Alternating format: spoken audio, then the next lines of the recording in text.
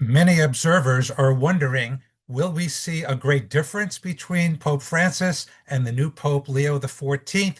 What do their backgrounds suggest about this? It's a very appropriate question because in any papal transition, we look for continuity and change. We look for points of similarity between a pope and, of course, new, I'll call it spin, personal spin that the next pope might put on his own pontificate.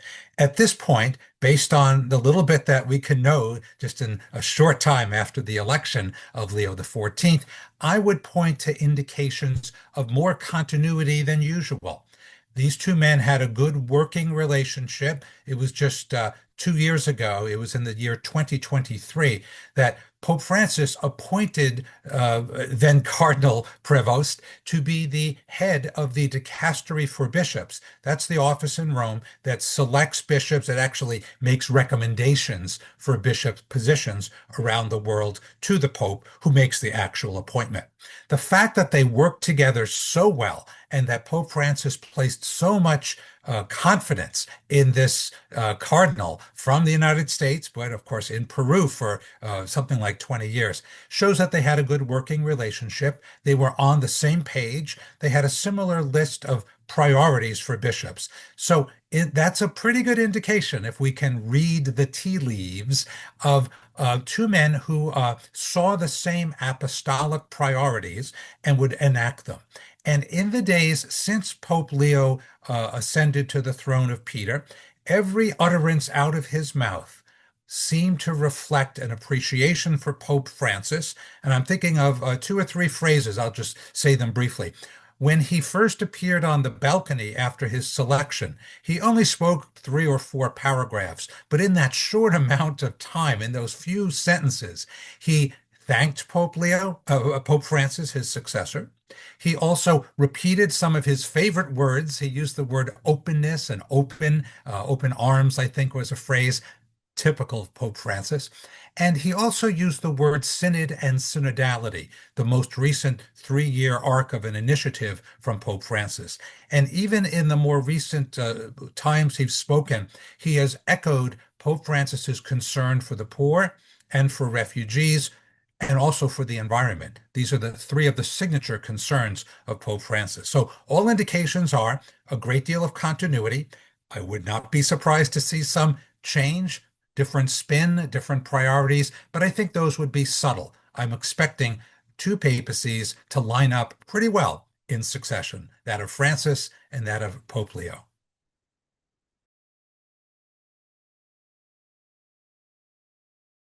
Many people have speculated about the significance of the American origin of the new Pope Leo the 14th, and that is certainly a question worth considering. Of course, the Vatican watchers first asked the question, how could this conference, this conclave of 133 cardinals come and chosen an American?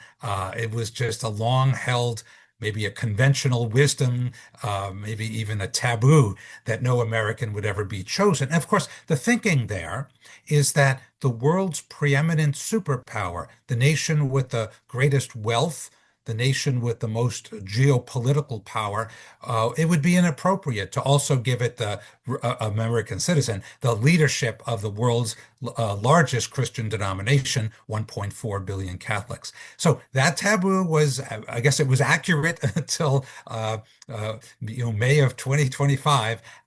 No American, of course, was elected until Leo. Now, how did the Cardinals get over that taboo, that set of scruples? Clearly, they perceived him not as primarily an American agent or a product of only one culture. They looked, I am sure, to his 20 years in Peru, some of them as a bishop, and to his additional years, something like 14 years, working in Rome, 12 of them as the head of the order of St. Augustine, the Augustinians, which he served 2 6-year terms as their superior general, their prior general. So I see the perception of those cardinals in the conclave as one that held up, that lifted up the kind of the world citizen aspect of this man, only spending about half his life in America. Sure, he's a product of American culture. He's the first pope in history that speaks good English. Previous popes really struggled speaking English in front of the United Nations or the US Congress. Those of us who were raised in the United States or in English-speaking countries had to crane our ears and struggle to understand the pronunciation. So it's a nice thing for us English speakers. But more to the point, I believe that we can look forward, as going forward, to a pope that really will show no particular favoritism to the United States, no particular loyalty to anything that is distinctively American. I like that phrase. He's a citizen of the world. Another phrase I actually like a great deal, and it was uttered by the British journalist and academic Austin Ivory just a few days ago. He calls the new Pope Leo the evangelizer in chief. Well, what a wonderful phrase, a hyphenated phrase, I suppose. Uh, to think of this man as an evangelizer primarily, I think is a wonderful focus. Again, his Augustinian religious order background, like Pope Francis, gives him a little something extra, a little something special by way of spirituality and the charism of his order. Now, by no means would this be putting down the diocesan priests who have served as Pope. As a matter of fact, from 1846 until 1970, in fact, until 2013, with the election of Francis, we had 170 or so years of strictly diocesan priests. But I do believe that religious orders, with their distinctive charisms, each of them bringing a certain spirituality, add a little bit extra to the mix of being an evangelizer. So I guess I'm downplaying the American citizenship or American identity or background of Pope Leo, certainly not to be discounted, but at the same time, lifting up his kind of worldwide status. And of course, any pope sitting in the chair of Peter is intrinsically interested in all corners of the world, not to show favor to one.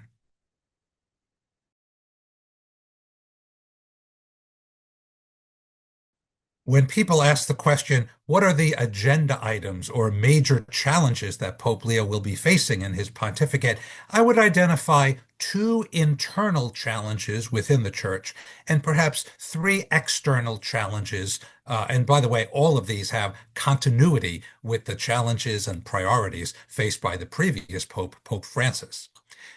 The two internal ones that occur to me are the continuation of the clergy sex abuse scandal and the continuation of concern about Vatican finances.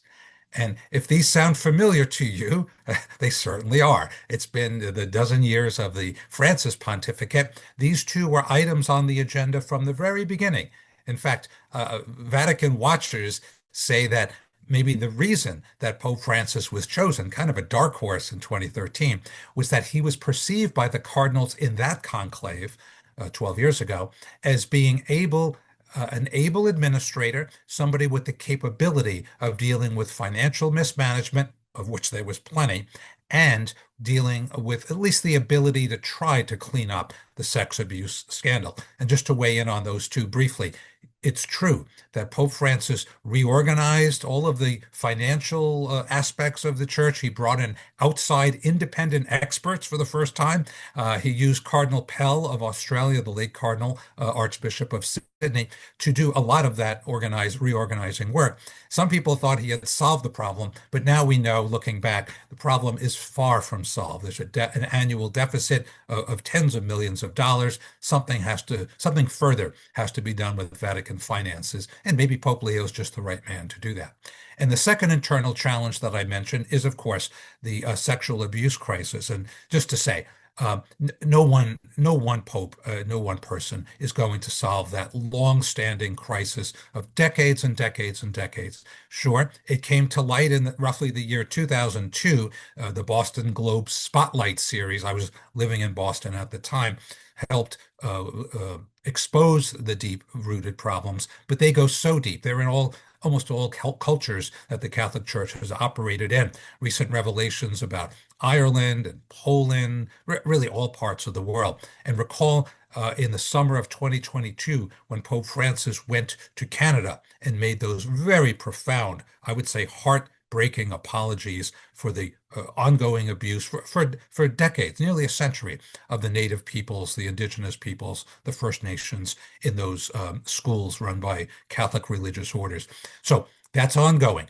Pope Francis made many good strides. He certainly reorganized the Code of Canon Law. I think it's part 6 of the Code of Canon Law, more than any previous pope had done, to enact disciplines and also to identify ways of avoiding, of preventing further sex abuse problems, scandals, and claims.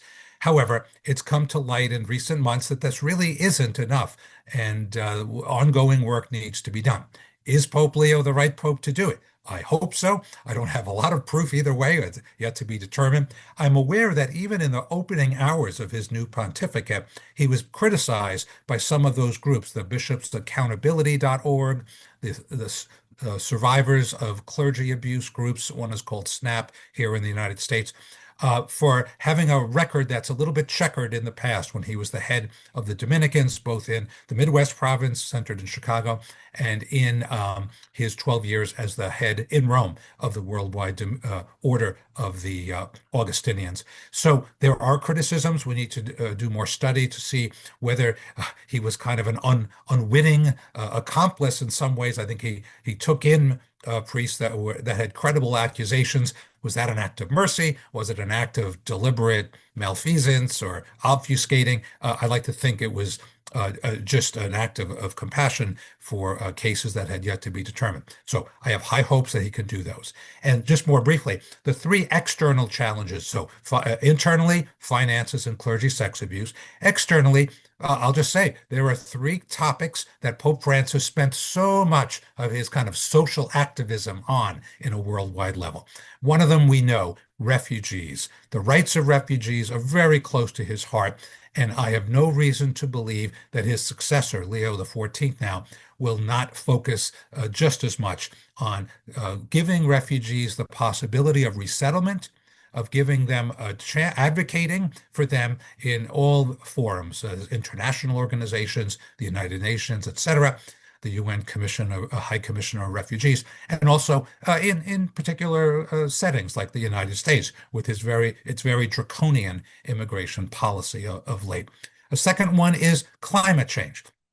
Obviously, Pope Francis did more than any previous pope. Some of them were good before him, John Paul II, and I remember that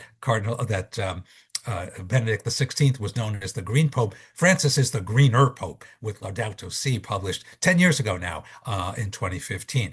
I see good signs that our new Pope, Leo XIV, cares about the environment a great deal and connects those issues like climate change, refugees, and all those other problems about climate change.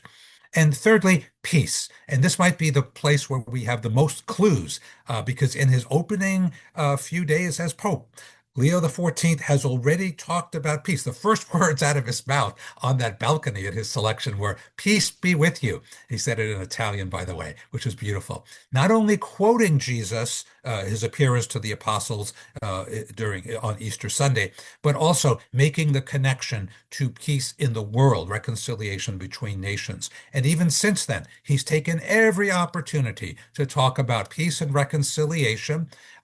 He has taken he has mentioned specific conflicts in the world that he would like to help resolve. He's mentioned some in Africa. The two most notable ones, of course, are the war ongoing in Ukraine and also the Gaza and Israel conflict. I believe that part of the health concern of Pope Francis was towards the end of his life, but he had a broken heart from all of his efforts over the last 2 years or more in both of those conflicts have been basically thwarted. He would have loved to have been part of a negotiated peace settlement for both. And I wouldn't say he died of a broken heart. It's not as simple as that, but it certainly was his greatest disappointment in his last 2 or 3 years in office. Similarly, Leo XIV shows every sign of being thoroughly committed to helping, to offering his services to help resolve those conflicts. It's a long shot. It's difficult. Popes have a certain playbook that they inherit from their predecessors, at least for the last 100 years, since the time of Benedict XIV, who was a great Benedict XV, who was a great proponent of peace. Recall that he presided as Pope from 1914, the very year that World War I started, until 1922, as we were getting into the League of Nations setting itself up. And he really was a great advocate for peace. Many popes since then have echoed that cry. I think it was John the 23rd who first said it in the 1960s. War no more, never more war. And believe it or not, Leo XIII quoted those words in his second or third public appearance as Pope. So I see great hope on those three external issues: refugees, the environment, and peacemaking. Early indications are that we have a second Pope in a row after Francis who will identify these three challenges as a key priority of his pontificate.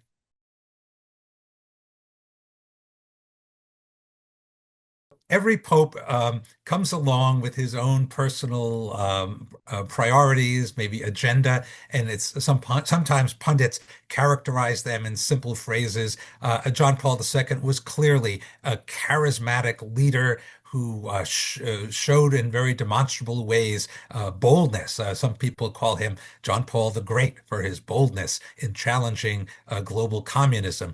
His return visits to his homeland of Poland certainly helped move us away from the Cold War era and into the fall of the Berlin Wall and eventually the overturning of world communism.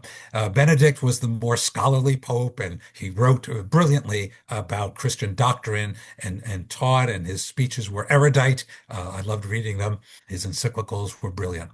And then we had Pope Francis, the more pastoral of those three, the more likely to hug somebody or to kiss a baby. It just had a warm demeanor that came perhaps from his Latin American background, his Italian heritage.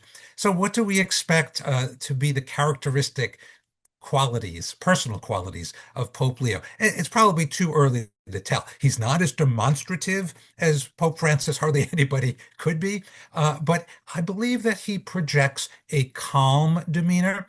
Most of his fellow cardinals described him as a moderate, a man of measured words. He carefully chooses his words, probably more than Pope Francis ever would with his more spontaneous, he called these press conferences at the back of the airplane on his way home from trips. Sometimes he got himself into trouble for saying things that were a little bit out of the papal playbook or lexicon.